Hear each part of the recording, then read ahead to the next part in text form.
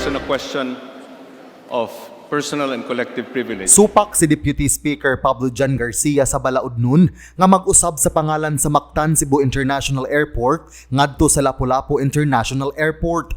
Iyang gipadayag ang iyang pagsupak atol sa hearing nga gipahigayon sa Committee on Transportation sa Kongreso niadtong Miyerkules sa miaging semana. Pipila ka rason ang gihatag sa Deputy Speaker kung nganong dili na kinahanglan ilisan ang MCIA og laing pangalan.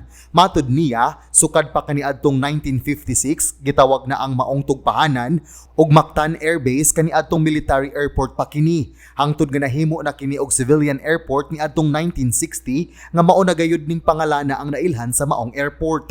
Kung usbon ang pangalan sa tugpahanan, makawang umausik lang ang mga paningkamot sa ahensya sa gobyerno nga mailhan ang maong airport sama sa MCIAA o sa pribado nga kumpanya nga GMR Megawide Airport Corporation nga nagpromote niini sa tibuok nasod ug tibuok kalibutan gamit ang Mactan Airport nga pangalan. Midugang usab si Garcia nga kung ang rason sa National Historical Commission nga mahatagan og pasidungog ang bayani sa upon nga si Lapu-Lapu, apan nahatagan naman kini og dako og igong pasidungog dihang giusab ang upon nga karon nailhan na nga Lapu-Lapu City kaniadtong tuig 1961. Gawas nga anaa nahimutang sa isla sa Mactan ang maong airport, mismo ang festival sa Dakbayan sa Lapu-Lapu gitawag og kadaugan sa Mactan og dili kadaugan sa Lapu-Lapu tungod kay ang pangalan sa maong isla nakahatag na og tatak sa kasaysayan sa mga Sugbuanon. Dili usab karon ang panahon aron mogastos og milyones nga salapi alang sa name change ilabi na kay panahon karon sa pandemya.